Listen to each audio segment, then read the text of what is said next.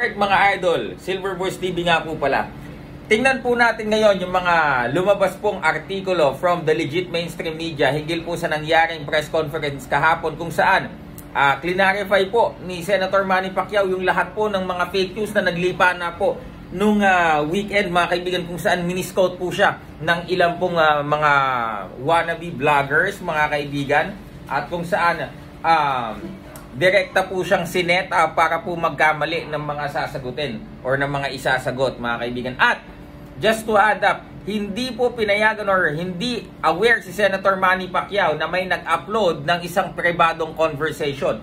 Pero po yung pribadong conversation po niyan, ano man pong maging hakbang dyan, pag-uusapan po natin mamaya. Pero ito po, himay-himayin po natin at basahin po natin ang isa sa artikulo po na lumabas po ngayong araw. Okay, so ito mga idol, no, galing po sa Manila Standard. Sabi po dito, Pacquiao, Gibbon still represent MP promotion.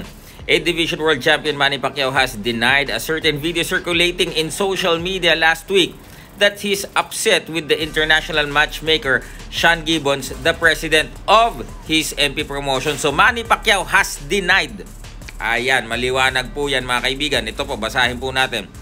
Sabi po ni Sir Manny sa press conference po kahapon, nagre-represent pa rin siya sa MP Promotions at syempre inuutusan ko siya to represent us, MP Promotion, in abroad or in the US if there's a potential bout, Pacquiao said, adding that there is no problem with him and Sean Gibbons. Taliwas po sa mga pinapakalat po ng mga illegitimate, mga yung kung tinatawag natin mga kangkong vloggers ng kampo po nitong mga galit at mga talaga nga naman pong pilit pinapabagsak ang MP Promotions.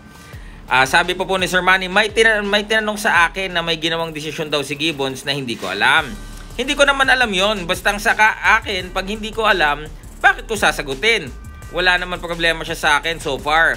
Somebody just asked me that Sean Gibbons has made a decision that I have no any knowledge of. Then I replied to him that I have no idea what is his question was all about. So why will I answer if I don't know what exactly it is? I don't have any problem with him. Ika nga ni Senator Manny Pacquiao. The Filipino ring icon added that there was no word yet from Gibbons about a coming fight abroad. Kung saan late this year nga po ay magkakaroon po ng comeback professional fight si Senator Manny. So, mga kaibigan, ganito lang iiwanan ko. I-check nyo po ang post ni Sir JM Sias at kung ano po ang maaaring maging pananagutan sa batas nung nagpakalat po niyan na isinapubliko ang isang pribadong conversation na wala pong alam yung malaki pong tao na yon. So abangan nyo po yan mga idol.